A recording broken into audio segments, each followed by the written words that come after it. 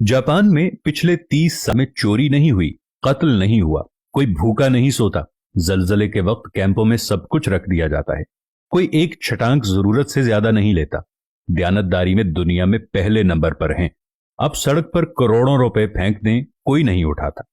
आप कंधा मारें तो सामने वाला माजरत करता दिखाई देगा। तरक्की और टेक्नोलॉजी में दुनिया से 10 साल आगे जीते हैं। काम इतना करते हैं कि वजीर आजम हाथ जोड़कर आराम के मशवरे देता है। सिगरेट की राख झाड़ने की डिब्बियां जेब में रखते हैं। सफाई इतनी है कि सड़कों में मुंह नजर आए।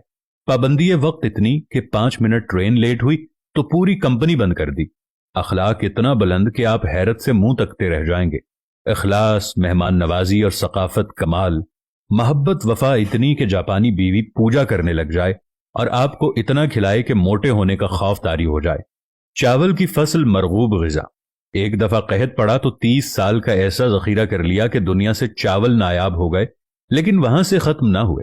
जापानी जिसके हो गए बस पत्थर पर लकीर है।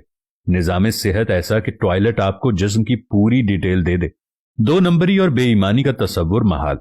और अब आते हैं कि जिस मुल्क में लाखों लोग तबलीगी इज्तमात में जाते हों, जहां लाखों लोग दावत दीन के लिए सफर करते हों, जहां से लाखों लोग बैतुल्ला, उमरा और हज के लिए जाते हों, मिलादुन नबी के मौके पर हर शहर में जुलूसों में लाखों लोग शामिल हों, जिस मुल्क में हर रात लाखों महफिल मिलाद और दरस कुरान होते हैं, जिस मुल्क में यौम आशूर पे लाखों लोग गम हुसैन रदी अल्लाह ताला अन्हो में अज़ादारी करते हों, जिस मुल्क में ईद और जुमे में बड़े बड़े इज्तिमात होते हों, जिस मुल्क में तस्बीहात पढ़ने वाले लाखों में और दुरूद सलाम की तादाद अरबों में हो, वो मुल्क ईमानदारी में दुनिया में 160वें नंबर पर है। और काफिरों का जापान दयानतदारी में नंबर 1 मुल्क करार पाए तो सवाल तो उठेगा कि हम किसको धोखा दे रहे हैं। हम खुद को धोखा दे रहे हैं या अपने खुदा को धोखा दे रहे हैं? क्योंकि हम दुनिया को तो धोखा नहीं दे रहे, दुनिया हमसे आगे जा रही है। दुनिया तो हर काम में आगे है। हम किसको धोखा दे रहे हैं? जब हमें ये सारी बातें सुनने के बाद समझ आ जाती है तो मालूम होता है कि हम किसी और को धोखा नहीं दे रहे, बल्कि हम सिर्फ अपने आप को धोखा दे रहे हैं। और खुदावंद करीम ऐसा मेहरबान है कि फिर भी हमें रिज़्क़ अता करता है। हम ऐसे मुल्क के रहने वाले लोग हैं कि जहां पर हर बिस्मिल्लाह डिपार्टमेंटल स्टोर, माशाअल्लाह करियाना स्टोर, अल्लाहू सब्जी वाला और ऐसे बहुत सारे नामों को आप रोज बोर्डों पर पढ़ते होंगे।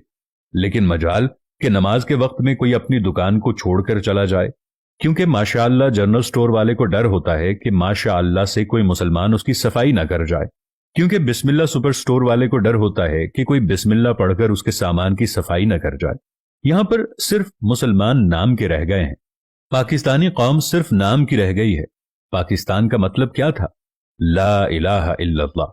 हम जापान चले जाएं तो जिन लोगों को हम काफिर कहते हैं, उन्होंने कुरान में से तमाम चीजें ले ली जो हमारी मीरास थी, और हमने तमाम उल्टी चीजें उठा ली जो किसी वक्त काफिरों की मीरास थी। जिंदा दरगोर आज भी हम लड़कियों को कर देते हैं। आज भी किसी के घर में कोई लड़की पैदा हो जाए तो उसको फोन करके ये कहा जाता है कि फिक्र नहीं करनी, इंशाअल्लाह अल्लाह तुम्हें बेटा भी अता करेगा। अरे बेटे मांगने वालों, पहले अपने लिए ईमान तो मांग लो। मैं आज अपने देखने वालों के साथ मिलकर अपने रब्बुल इज्जत से ये दुआ मांगता हूं कि मेरे पाक परवरदिगार पाकिस्तान का मुस्तकबिल रोशन फरमा। मेरे पाक परवरदिगार हम तमाम इंसानों के दिलों से मैल को निकाल दे। हम 2 नंबर बेईमान लोगों के दिलों से बेईमानी निकाल दे। मेरे पाक परवरदिगार हमें सुकून वाली जिंदगी अता फरमा। पाकिस्तान पर अपना रहम करम फरमा। पाकिस्तान को आदिल और सच्चे हुक्मरान अता फरमा। आमीन या रब्बल आलमीन।